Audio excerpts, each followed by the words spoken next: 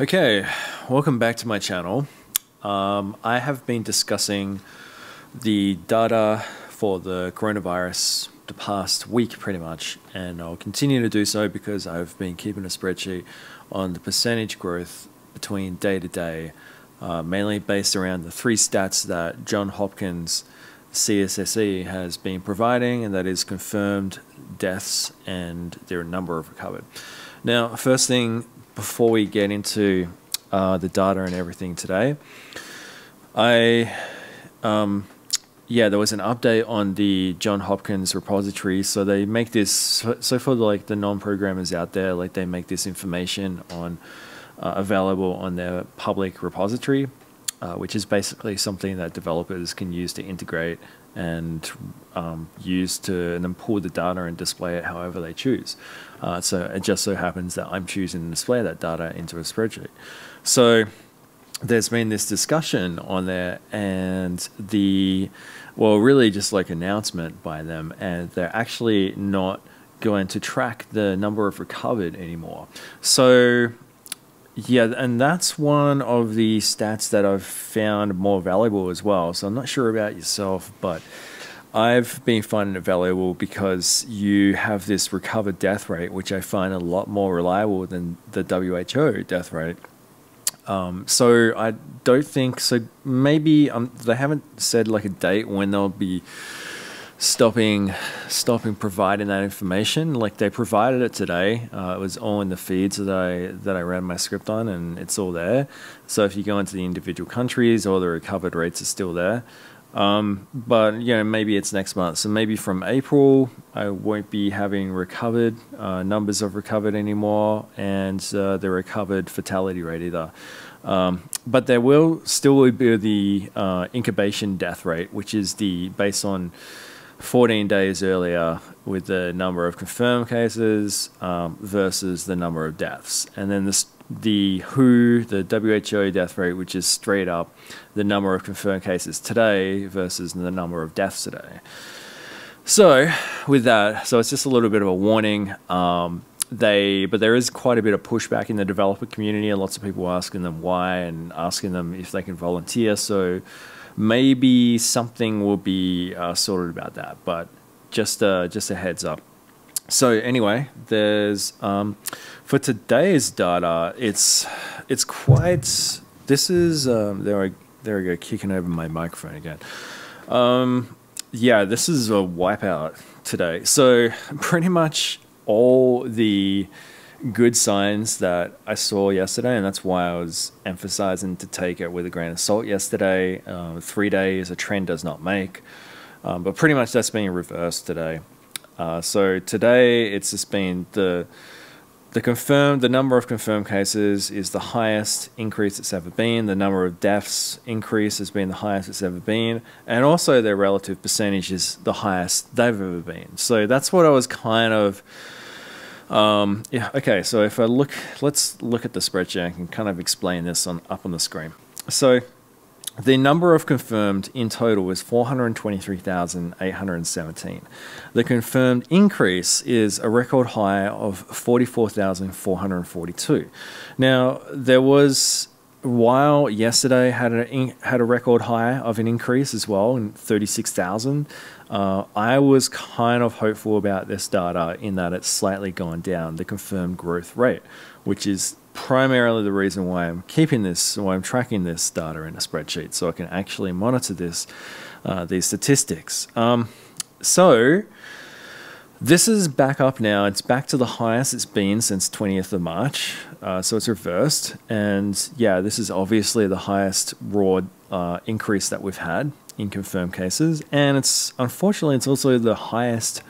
It's just the highest all around. It's the highest number of deaths that we've had in one day, over 2,000. Yesterday was like even, over 200 less than 2,000. Now it's like over 400 more than 2,000. So it's quite crazy. And yeah, it's kind of getting out of control very quickly. But granted that this is, you could possibly expect to see like more of a jump of this if, when it's actually becoming more of an issue for the rest of the world, because versus a month ago, if you were monitoring this data, you would have seen it was only for China. And so Yeah, anyway, so percentage-wise, the deaths growth is pretty much the highest it's been for the whole of March here. And yeah, the highest it's been since the 19th of March, but the actual, no, sorry, since the 21st of March. So only a few days ago, but still higher than that. So the highest it's been for the whole month. Number of recovered, so there's about 7,000 more recovered today, 107,806. But comparing that recovery rate with the number of deaths, it's still, the percentage still actually increased more. So it's at that rate is at 15% now, which again is at the highest it's been at all month. And all these death rates, all three of them are at the highest it's at. You can see we've got a new WHO death rate, 4.3%, and the highest incubation death rate at 13.7%. Now, remarkably, I think, so if we check out the global, so that was the global stats, but if we check out the global stats minus China, interestingly enough, the WHO death rate is still relatively the same, 4.4%. But as you can see, the incubation death rate and the recovered death rate are much higher.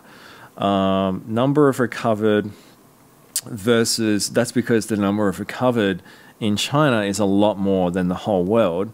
The number of recovered, like globally in total, 107,806, but the number of recovered in the whole world minus China is only 34,526, right?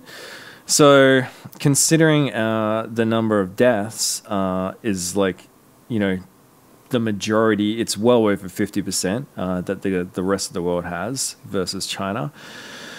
But we have, I mean, I say we, but I mean, just like, it depends on where you are, right? So yeah, pretty much the rest of the world here has way less than 50% of the number of recovered. China has the majority of the recovered in the world. So that's going to skew off this stat quite a bit, and that's why this is so high here. But it's been staying about the same pretty much throughout the whole week. So that hasn't actually been jumping. The deaths growth is actually, you know, possibly, look at this, it's like hovering between 15 to 20% for the last 10 days or so. So it's an okay sign for that. It's certainly better than looking at just the straight up deaths growth for the whole world here. And the number of confirmed, yeah, I mean, just like, that's kind of probably a pretty similar story in terms of pattern, even though the numbers are a little bit different. So yeah, it's up again today, but then again, I guess it was also higher here. So if you just take the straight up global stats, then it's the highest it's been for March, like I emphasized before. So that's it there. Might not have recovered stats for a while. I mean, from, I don't know, another week or so. And it's, yeah, the numbers are the highest it's been for the month. And in terms of like confirmed increase and deaths increase in one day, it's the highest it's ever happened. So with that, let's just go into some things that caught my attention in Reddit. Okay, so first thing, this is Putin dons hazmat suit as Moscow says coronavirus outbreak is worse than it looks. So this is interesting because, okay, you can see Putin here in like a hazmat suit. This is from the Coronavirus Uncensored subreddit. And up until now, Russia has been pretty adamant and actually saying that they don't really have that many cases. So look at, I mean, I don't even know what Russia is today, but let's check it out. So yeah, Russia is still pretty low here. So they've only had 57 increase of confirmed cases today.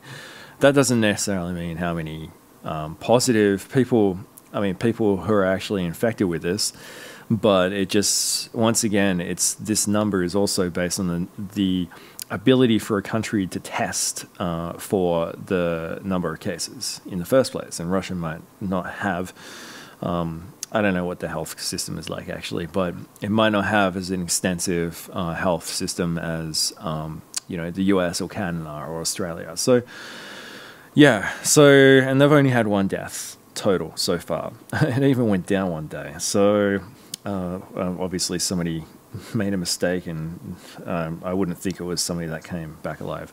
But so that's the first thing I saw. So the next thing, this is actually a really disturbing thing, but as you might know, Spain is really catching up to Italy here in terms of crisis. They are at about 39,885 confirmed cases now, and they are almost at 3,000 deaths. They are at 2,808 deaths in total. Now, this in the people's panics there, like whoever was looking after the elderly patients, abandoned. So Spanish soldiers find elderly patients abandoned, and some were dead in the retirement homes. That's very disturbing. And yeah, the comments are just like pretty much unleashing here, and that's in the coronavirus FOS sub. So that's kind of one of the less bright things that you would see out of this whole outbreak. COVID, on the COVID 2019 subreddit, there was something in here about at least 23 Italian doctors have died in coronavirus epidemic. So I showed you something yesterday about how the doctors had lines or marks on their faces from the tightening of the masks that they had, for extended periods of time, I guess. And yeah, because they're exposed and they're in there for long periods of time, I guess they're just getting really exposed. And 23 Italian doctors that's a lot out of, let's check out Italy, like how many people have actually passed away in total. They're up to 6,820 deaths now. But yeah, 20 of them are doctors, and that's pretty significant because these people are the best defense against more outbreaks. So, or I guess you know what I'm saying, like this outbreak getting more out of control. Anyway, on to Twitter, there's a few things on here. I'm trying not to keep this video for too long, so I'm sorry if I'm just rushing through, but maybe you're a little bored of this anyway. But this is something I saw on Twitter, and it's by, who is this exactly? Let's check this out. Oh yeah, so this is the director of Johns Hopkins, right? So, and that's the university that's providing a lot of the stats that I was going into a bit earlier. So this guy, Tom Inglesby, he says, he started this whole thread here. In the last 24 hours, there have been prominent US voices calling for a stop to social distancing. I guess he's talking about Trump as one of them. I'm not sure who else actually said this. Citing rationale that they're worse than the impact of COVID itself. It's worth looking very closely at that claim, where we are in the US COVID epidemic and what happens if we stop. So I'm not going to read through the whole thread, but how many parts are there? Okay, so there's 24 tweets related to it. Could have been a blog post, but yeah, check it out if you want to sort of get a contrasting opinion to that. I mean, I'm pretty sure most of the media has covered it today anyway, so I'm pretty sure you might have heard about it. But